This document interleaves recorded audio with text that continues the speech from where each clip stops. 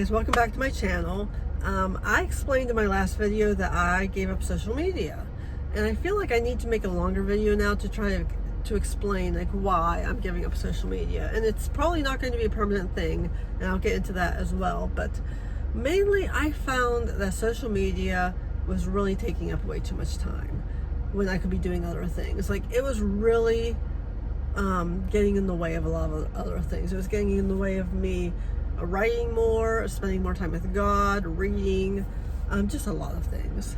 And I really need to take the energy that I was using on social media and put it into more productive things in my life. So right now I have a day job, a full-time job, where I talk to insurance companies 8 hours a day. I hate it. I like the company, the people I work with and for and all of that. I mean, there are some changes that are happening that I don't really like, and the work-life balance could be improved. But for the most part, I want to stay here until I can find a job in my field. So my background is in journalism. I love to write. I love anything creative. I love storytelling. I love research. I love learning new things and then telling other people about it. So I really want to find a job in the communications field, and it's really hard. I just recently had a job interview with a company for a writing position, and I thought I had it. And it was one of these things where the qualifications and the description of the job, it just fit me so much. I was like, I could see myself in this job and really enjoying it. I made it to the second round of interviews, but then I didn't get the job, and it was really crushing. It hit me harder than I thought it would, because I had almost convinced myself that I had it, I was going to get it, but I didn't get it. And sometimes I wonder if it's because of my age. I feel like there is ageism. I feel like people tend to have stereotypes about older people. They think that we are stuck in our ways, we are stubborn, we can't learn new things, we're not willing to learn new things, which is not true. I am currently teaching myself Dreamweaver. I'm currently teaching myself WordPress. I've taught myself HTML. I mean, I am not afraid to learn new things. It doesn't scare me in the slightest. I enjoy it. I wish other people could see that. And I feel like sometimes younger people, and no offense to younger people, but I feel like sometimes younger people are easier to boss around. Because I look back on my life, I look back on my younger years when I was first starting out in my late teens, early 20s, and I put up with a lot of abuse. I put up with a lot of shenanigans from my employers, from customers, because I thought I had to, and I didn't think I could push back. I was afraid of getting fired, and so I just kind of kept my mouth shut and did what they told me to do, let them talk to me however they wanted to talk to me, and I would not do that anymore. I'm at the point in my life, I think the older you get, the less patient you are with shenanigans, and I just don't want to play that game. I don't want to have to step on other people to make it up the corporate ladder. I don't want to have to play games to try to get the job of my dreams. And I'm on LinkedIn, and that can be just as toxic as Facebook and Instagram. I mean, only it's a different toxicity. Now we're talking about toxicity when it comes to, your career. And it's just, I'm so tired of reading about how if you want to find a job in your field, or you want to find your dream job, you have to play the game, and I'm like, I don't want to play any games. I am too old to play games. I want to be able to work hard, do a good job, have a good attitude, have good character, and be able to get a job that way. I don't want to have to step on people. I don't want to have to, fudge my resume, or, all these little, things that they want you to do to, be noticed. And it's just no. No, I don't want to, I know that if you want to get a job, you got to impress people. I know that. I understand that. But sometimes it's they just want you to play this game. I don't want to play a game. I just want to be able to apply to a job, have an interview with the job, and get the job. I don't want to have to play any games. I don't want to have to, kiss butt. I don't want to have to, it's just, it's frustrating. It's frustrating. I don't want to play any games. I just recently applied to a job at Liberty University for a writing position, and it would be a remote job, which would be nice. And again, it's one of these things where like I look at the description, I look at the qualifications, and I feel like I would be good at this job. They haven't talked to me yet. They haven't contacted me yet. So if you want to say a prayer, pray that they contact me at least for an interview. Like I would love to be just given a chance. But yeah, so until I find a job in my field, I'm going to be talking to insurance companies, and it can be really just it can be demoralizing sometimes, but because it's so repetitive and monotonous. It's horrible. I should be thankful I have a job, but yeah, it's not what I want to be doing with the rest of my life. And so if I can't find a job in my field, I need to find a way to have a creative outlet, and that's one reason why I wanted to get off Facebook and Instagram. I figured I can start blogging. I can create a website of my own. I can start, freelancing. There's got to be other ways for me to be creative and to have that outlet if I'm not going to get paid for it, if I'm not going to find a job in that field. I would love to write a play. I would love to write a book. There's just a lot of things I would love to do, but I'm never going to do any of that if I'm on Facebook and Instagram. And I feel like it was taking up such a big chunk of my life where it was like I could be doing other things. I used to love to read. I used to be able to read one book after another. Now, after a couple of sentences, my entire attention is diverted. Like I have a horrible attention span. I can't spend 5 minutes with God without, let me check Facebook again. Like sometimes I would find myself scrolling Facebook and not realizing it, and then I'd be like, what am I doing? Like it's just such a habit. Like this is not healthy. And I found myself getting really filled with anxiety and anger and depression with Facebook because first of all, you've got the comparison issue. That's not healthy. Comparing yourself to other people's lives, which may or may not be real based on what you're seeing. I mean, not everything you see on Facebook or Instagram is real. But I have like a friend who doesn't have a job. I've known her since college. She doesn't have a job, but she has, in the past year, she's gone to Disney twice. She's gone down to the South. She's on another trip right now. And I'm like, did you become independently wealthy all of a sudden? Like, how are you affording this? And then I have another friend, a really godly woman. Her and her husband felt called by God to completely quit their jobs, sell their house, pick up their family, and move to Spain. Oh, that's nice. I'm happy for them, but it's like you look at your own life and you're like, what am I doing wrong? Like, why? I see all these people, they have, I can't even find one good godly man, but I've got these friends who are constantly in relationships. I'm like, where are you finding these people? Because I can't find one man, and it's like, it's just, they seem to be thriving in careers and travel and, financially and relationship wise, and then looking at my own life and I'm like, I live with my brother-in-law and sister who are unhealthy, toxic individuals. I'm 47 years old and still single. I have a job where I get to talk to insurance companies all day, which is not what I thought I would be doing at my age. I'm swimming in debt.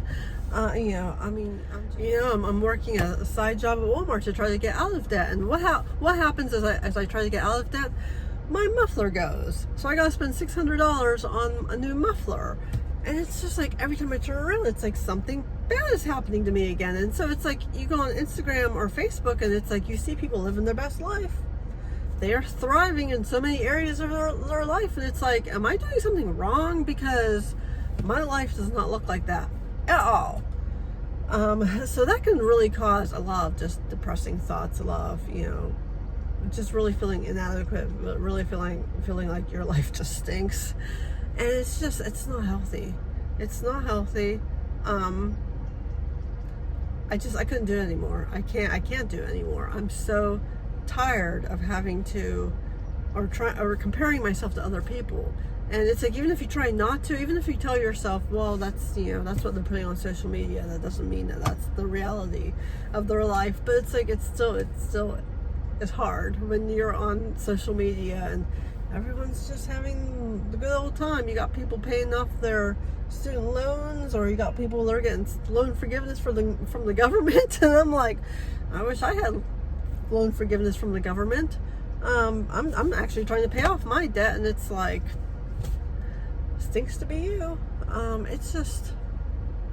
It's frustrating. It's really frustrating feeling like your life is going nowhere.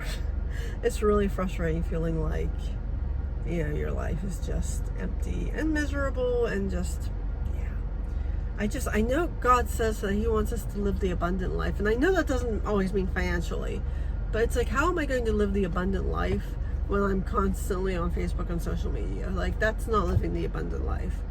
And so I really have to if I want to make changes in my life, I'm never going to make those changes if I'm spending my days scrolling Facebook and social media, because it's just causing, I would find myself in tears sometimes, just feeling really depressed and really angry and really just overcome with a lot of negative emotions, and I couldn't figure out why. And I think it's because of social media. I think it's just filling my head with that stuff every day, day in and day out, and it's like, I don't want to do that anymore. I don't want to do that anymore. But I don't know if it'll be permanent, and let me tell you why. Because I gave up social media in 2020, not long after COVID hit, because I got so fed up with the arguments that were happening on Facebook. And that's another thing. I can't stand, I would find myself getting sucked into these arguments with complete strangers over religious issues, political issues.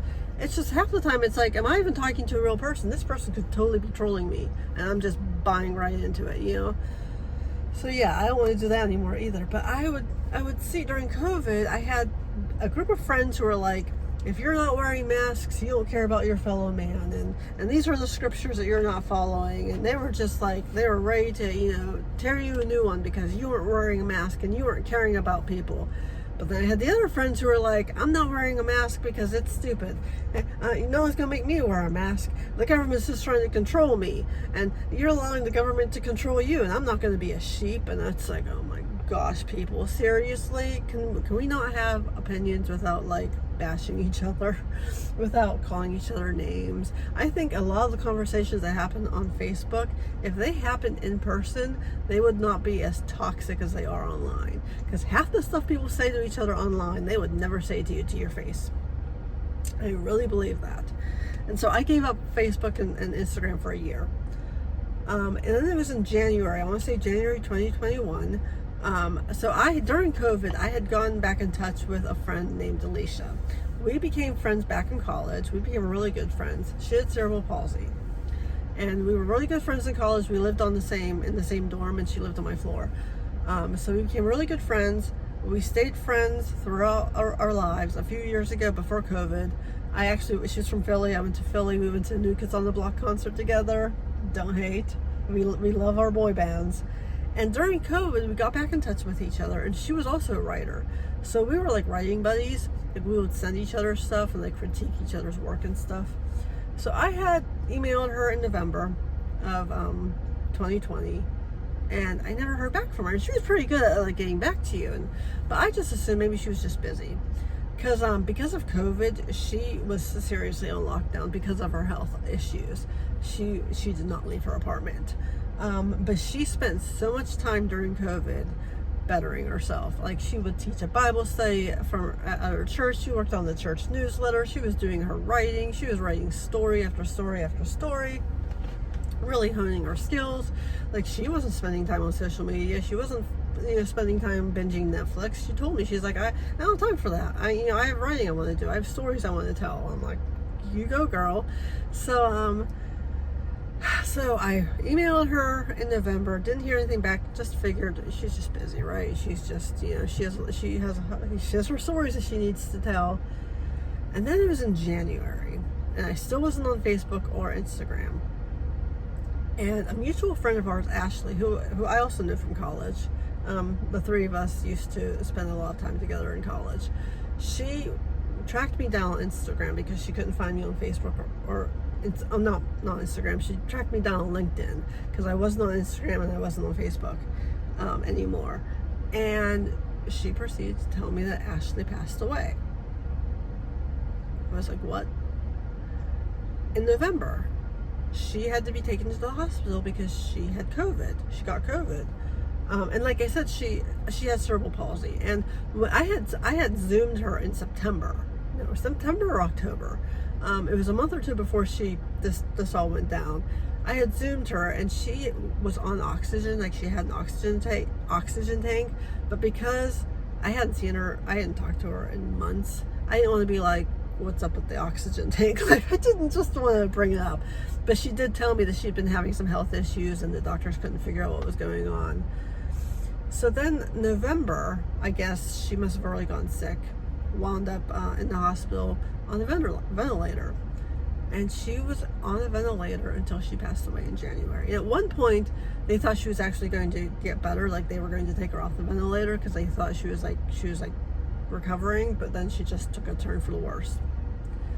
So she passed away right before her 44th birthday. She's only a couple years younger than me. And this is the first time I've been to a lot of funerals, seen a lot of death. This is the first time I've ever lost anyone in my life who was like around the same age as me. And it really shook me. And you know, to know that she was on a ventilator all that time, and I just figured she wasn't contacting me because she was busy. Like, I had no idea that's what was going on. So she passed away. And like I said, Ashley was able to track me down on LinkedIn. Well, this is one thing that frustrates me is about social media. I hate that it's like the only way we communicate anymore. It's the only way we can get in touch anymore with other people. You know, on one hand, it's great because like I get to keep in touch with like my friends back in India who I met when I was working at IGM, and I get to, you know, be in contact with people, with relatives of mine and friends of mine from college. And I mean, that's great, but it also stings that when something serious like this happens, the only way we can get a hold of each other is if it's through social media. So I'm almost afraid to deactivate my social media permanently because I'm afraid of something like that happening again and not being able to know about it. Like, I feel like if I had like been on social media earlier, but like I would have known about it sooner. But yeah, because her mom, I had met her mom, I've met her sister, but again, because I wasn't on social media, they had no way of contacting me, and they wanted me to know because they knew how close I was with Alicia. So yes, that happened, and that was depressing. That was really tough. So I'm worried about like deleting social media permanently and then like not having any contact with these people, because apparently people only know how to contact you through social media. I don't know why we can't have phone numbers anymore and email addresses, but people don't want to do that anymore. So I really hate the fact that people rely so much on social media to keep in contact. At the same time, I can appreciate the fact that we have such a cool way to keep in contact with people, but whew, I don't know. I would love to surround myself though with people who are not on social media all the time, because that's another thing. When you're out with friends and everyone's on their phone, it's like I just want to have a conversation with people. I want to have a conversation with you without having to put it on Facebook, without having to tell everyone about it. You know, I would love to get to the point where I can take pictures of nature and enjoy them just for myself. I don't have to share them with the world. So yeah, so there's a lot of things about social media that just is driving me kind of crazy. You know, it's got its good, it's got its bad, but I'm never going to succeed in my life or be where I want to be if I'm spending my days on social media. I'm going to turn 48 this year, and I really want to make some goals for the next year or two.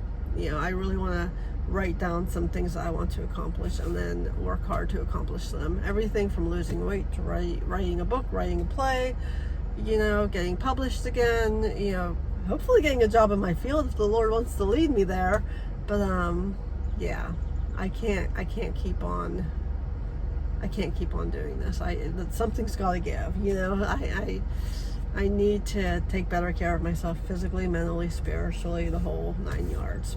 So that is one reason I am taking a break from social media. So say a prayer, pray for the Lord to lead me as far as getting out of debt finding a job in my field. Maybe he wants me to do freelance. Maybe the Lord is trying to push me out of the nest and is telling me it's time to fly on my own. Who knows? So, just keep me in your prayers, and let's see where God takes me on this journey. Bye.